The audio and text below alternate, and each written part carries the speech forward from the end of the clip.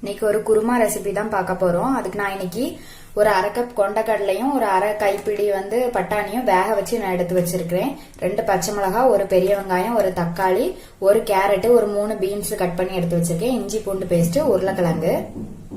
மசாலா அரைக்கிறதுக்காக சின்ன தேங்காயில அரைமுறி தேங்காய் திருவி வச்சிருக்கேன். கொஞ்சமா சோம்பு, 3 பச்சை மிளகாய், காரத்துக்கு ஏற்ற மாதிரி எடுத்துக்கலாம்.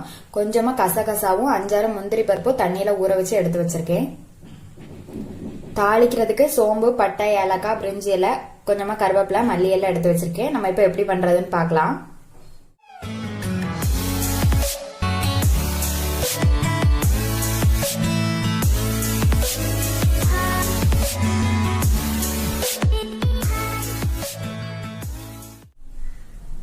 நம்ம இப்போ தேங்காய், பச்சை மிளகாய், சோம்பு, இந்த கசகசா, முந்திரி பருப்பு இது எல்லாத்தையுமே சேர்த்து நல்லா நைஸா அரைச்சிட்டு வந்துடலாம். மசாலா அரைச்சிட்டு வந்துட்டேன். இப்ப தாளிச்சுக்கலாம். தாளிக்கிறதுக்கு எண்ணெய் ஊத்திருக்கேன். இப்ப இதுல சோம்பு, பட்டை, ஏலக்காய், பிரிஞ்சி எல்லாம் எல்லாத்தையும் போட்டுக்கலாம்.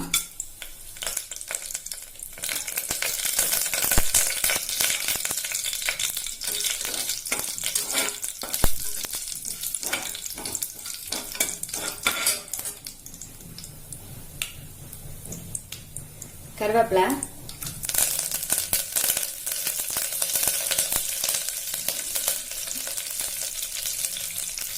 வெங்காயம், பச்சை மிளகாய்,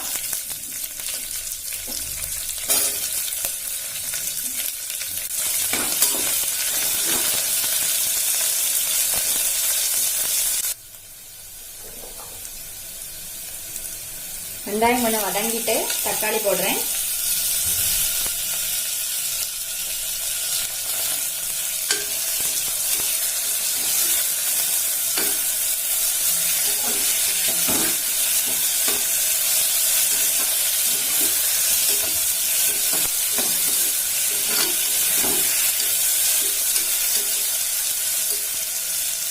தக்காளி ரொம்ப குழைய வேண்டாம். இப்போ காயெல்லாம் போட்டுக்கலாம்.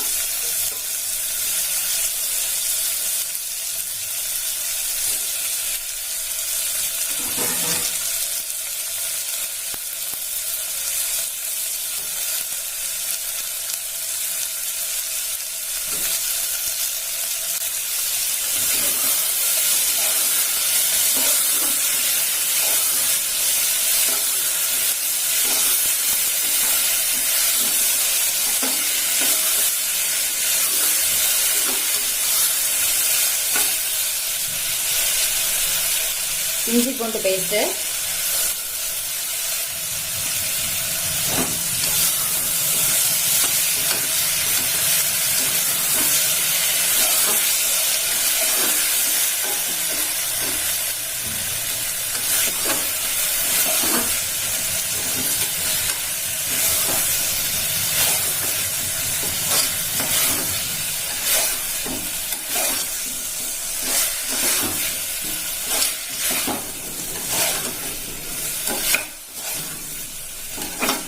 ஒரு 2 நிமிஷம் நல்லா வதங்கட்டும்.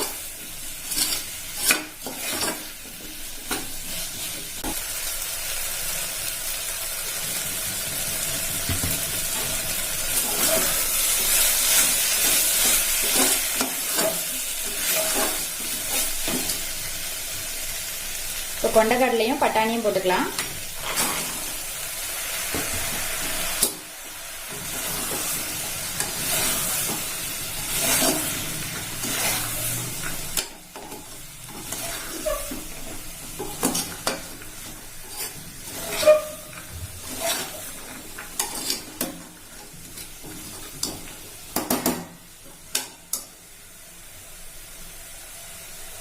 அரைச்சி வச்சிருந்த மசாலா,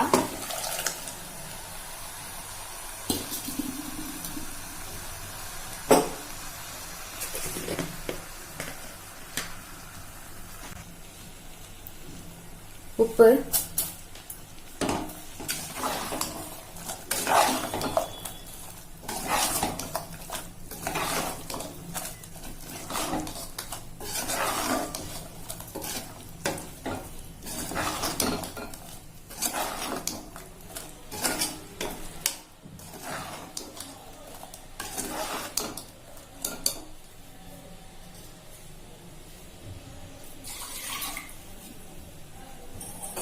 தேவையான அளவு தண்ணி விட்டுக்கலாம்.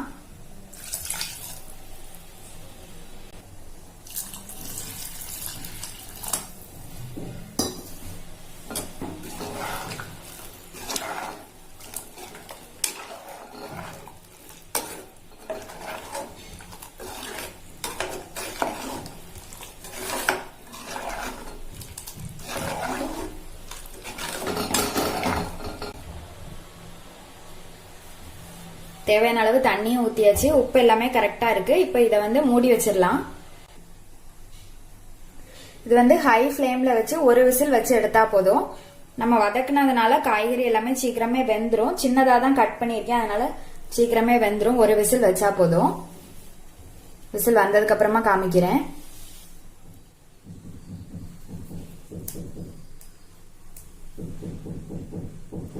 விசில் அடங்கியாச்சு. இப்ப ஓபன் பண்ணிக்கலாம்.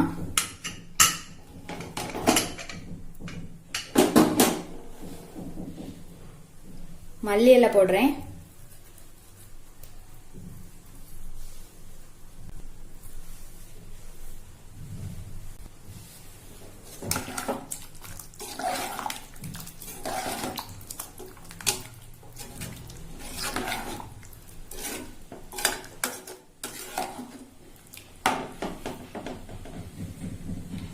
குருமா ரெடி ஆயிடுச்சு. இது மாதிரி நீங்களும் செஞ்சு பாருங்க. செஞ்சு பார்த்துட்டு எப்படி இருக்குதுன்னு சொல்லி கமெண்ட்ல சொல்லுங்க.